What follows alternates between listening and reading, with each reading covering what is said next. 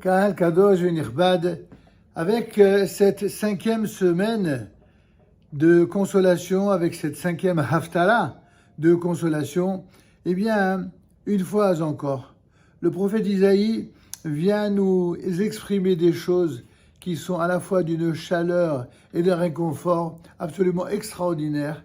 Réconfort et chaleur qui nous parlent davantage encore dans la génération dans laquelle nous vivons, à la lumière de tous les événements que nous partageons et que malheureusement d'aucuns n'ont pas toujours le bonheur et la clairvoyance de comprendre dans les temps présents. En effet, lorsque d'aucuns voient les scènes parfois d'opposition, mais aussi de mal-être et surtout d'animosité encore de certains ennemis alentour d'Israël ou des nations qui ont tellement à s'occuper de leurs problèmes intérieurs et qui, au lieu de le faire, s'occupent des problèmes d'Israël, se sentant légitimes à exprimer des critiques, des recommandations, des conseils, il ferait mieux de lire un petit peu le contenu de cette Haftarah prodigieuse qui s'adresse au peuple d'Israël comme d'une femme qui est restée longtemps stérile, qui n'a pas enfanté, qui était malheureuse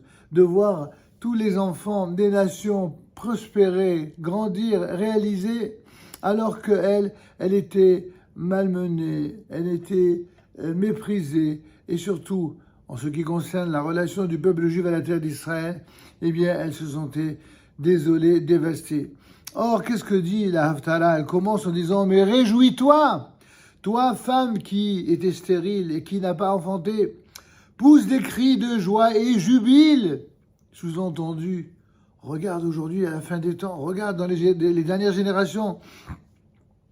Toi qui n'avais pas connu jusque-là les douleurs de l'enfantement, au sens évidemment physique, moral et spirituel à la fois, car plus nombreux seront les enfants de Jérusalem.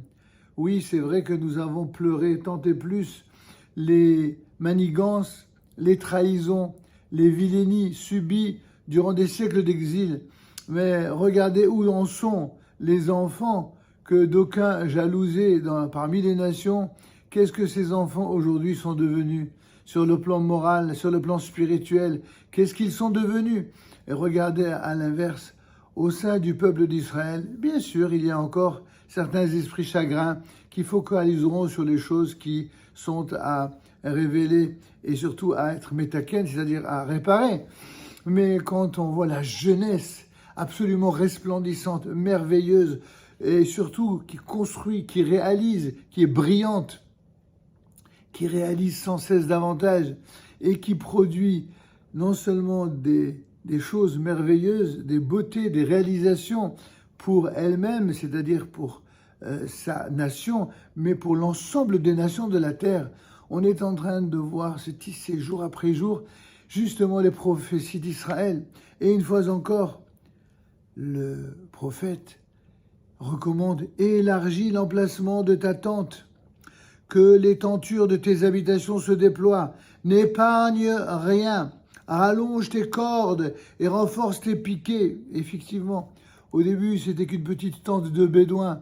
Et là, tout d'un coup, tu réalises que tes enfants, eh bien, deviennent de plus en plus nombreux. Quand je pense que certains esprits chagrins au sein même de notre peuple qui n'avaient qu'une seule chose en tête au réveil de chacun de ces matins, c'est de savoir comment se préoccuper du sort de nos ennemis, en ne se souciant pas du sort de nos enfants. Regardez à quel point, quand quelqu'un a été rendu malade par l'exil, comment il peut arriver à être ainsi. Or, pendant que les ennemis ne pensent qu'à une chose, c'est à sacrifier leurs propres enfants pour faire le plus grand nombre de victimes chez les nôtres, eh bien, nos enfants, nos épouses, nos enfants, eh bien, réalisent tout simplement ce que le prophète avait prédit. La terre d'Israël va s'agrandir et s'agrandir de plus en plus. Ceux qui croyaient que nous serions minoritaires dans toutes les parties de la terre d'Israël, c'est exactement le contraire qui va se produire. Dans la terre d'Israël, de plus en plus nombreux sont ceux qui quitteront cette terre, aussi bien parmi nos ennemis extérieurs que parmi nos ennemis intérieurs. Et à l'intérieur, ceux qui seront les véritables enfants méritants, que ce soit, encore une fois, parmi nos enfants, les enfants de la nation d'Israël, mais également parmi tous les ressortissants qui décident de vivre loyalement dans ce pays, eh bien, ils vont prospérer. Ils vont tous prospérer et ils vont tous bénéficier et jouir du fruit, du résultat de leur loyauté. C'est cela, l'enfantement dont il est ici fait allusion clairement dans le texte. Tu t'étendras puissamment au sud et au nord. Ta descendance héritera des nations et ils rebâtiront des villes désolées.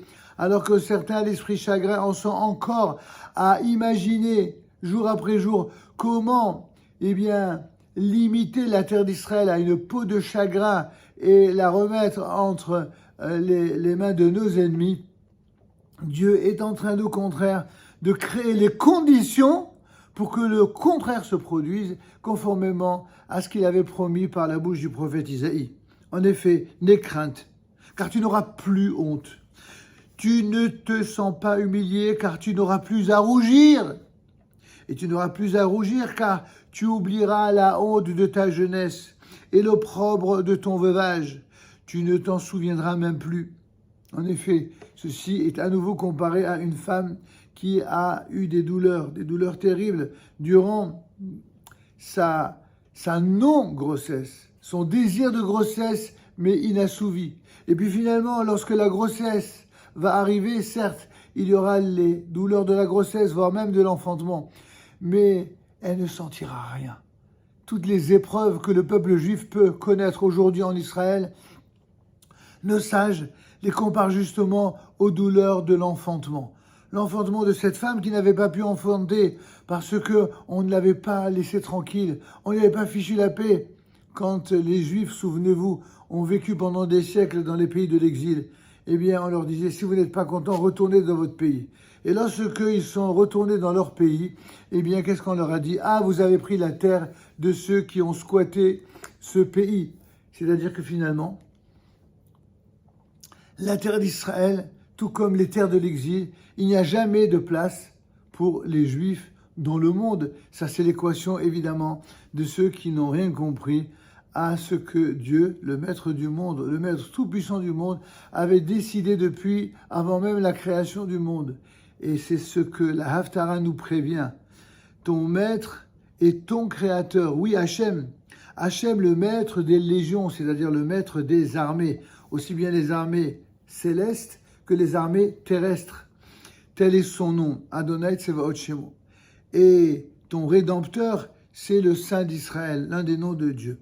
Dieu de toute la terre, il sera appelé. Car comme une femme abandonnée et mélancolique, Hachem t'aura rappelé.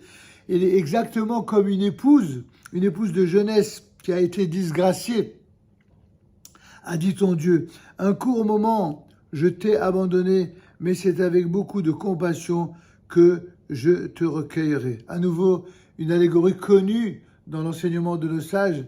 Le roi, c'est le maître du monde, qui, le jour de son mariage, Biyom Hatunato, Biyom Simhat Libo, le jour de la joie de son cœur, eh bien, il décide de donner tout son amour à sa bien-aimée. En voici que sa bien-aimée a eu un moment d'infidélité et d'égarement coupable qui va lui coûter très cher. Alors Dieu aura, malgré tout l'amour qu'il a pour sa bien-aimée, il sera obligé, car c'est un crime de lèse-majesté, de donner un exemple et de montrer à l'ensemble des nations, voilà de quelle manière on traite l'infidélité d'une épouse infidèle. Il va la chasser du royaume, comme l'enseigne le Sifri, il va la chasser du royaume, et au moment de partir, il envoie la femme de compagnie de la reine, et il lui dit, tu dis à la reine que je ne veux pas qu'elle sorte comme une paysanne, je veux qu'elle sorte avec ses atours de reine. Parce que viendra le jour où la colère me sera passée, ce jour-là, je lui réitérerai la flamme de mon amour. Ce jour-là, elle me reviendra au royaume. Et quand elle reviendra au royaume, je ne veux pas qu'elle revienne comme une paysanne, mais qu'elle revienne comme une reine.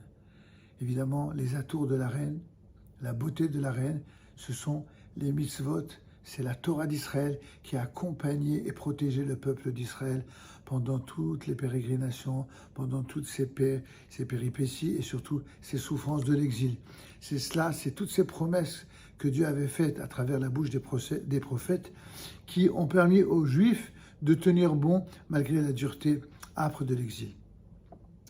Dans un accès de colère, je t'ai voilé ma face, un court instant à l'échelle de Dieu bien sûr, mais c'est avec une bonté éternelle que je t'exprimerai toute ma miséricorde. En d'autres termes, le jour où je le déciderai, rien ni personne pourra changer quoi que ce soit à ma décision de te ramener à la maison.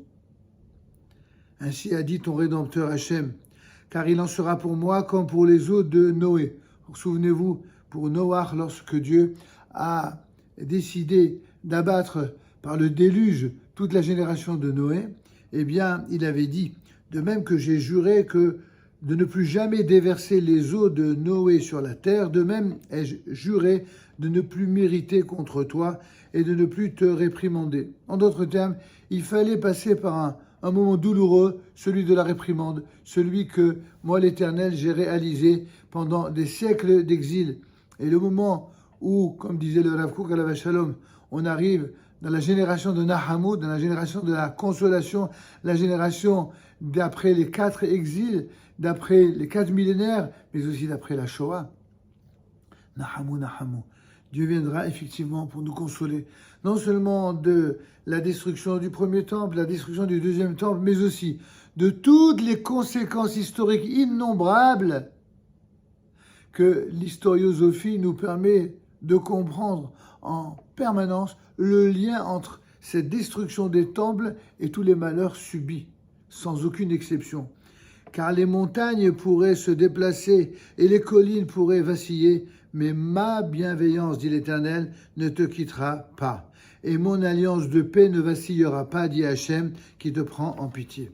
On voit dans cette Haftara que l'amour est le plus fort. Un petit peu toujours comme cette image bien connue, à laquelle on est tous très familiers, en tout cas ceux qui étudient les Midrashim, entre un homme et une femme, qui depuis les premières amours, eh bien, ont eu des hauts et des bas, des moments de difficulté, de s'habituer l'un à l'autre, de compréhension, et avec des fois des tensions qui vont même très loin. Et finalement, après s'être donné corps et âme l'un à l'autre, avec toutes les choses dont il faut faire preuve en termes de patience, en termes de compréhension, mais aussi de complicité, eh bien, l'amour a le dernier mot. Et cet amour est si fort, il est si puissant, comme le dit le texte dans Shir Hashirim, que les eaux, n'est-ce pas, les plus impétueuses ne pourront jamais éteindre les feux de l'amour. Il ne s'agit pas des feux de l'amour d'Hollywood, il s'agit des feux de l'amour, d'un amour non pas destructeur, mais d'un amour qui construit. Un amour qui construit, c'est celui qui est capable, par l'authenticité d'un amour brûlant, eh bien, d'apporter tout ce qu'il y a de meilleur dans l'amour, c'est-à-dire le dévouement total, l'altruisme total, la bonté et la clémence totale, la compréhension, une intimité à la fois pure, à la fois sincère, mais aussi pudique, tout simplement pour que rien ne puisse entraver cet amour, ni des circonstances extérieures, ni des circonstances intérieures. Et elle sonne que dans cette génération des retrouvailles de l'amour entre Dieu et son peuple, eh bien que ces quelques nuages qui parfois s'amoncellent dans la façon particulièrement médiatique et je dirais idolâtre dont certains relatent les faits, eh bien que la lumière d'Israël et que l'éclat de la prophétie viennent abreuver son peuple et à travers lui l'ensemble des nations de la terre. Amen, Kenny Rasson, Shabbat Shalom et Varach.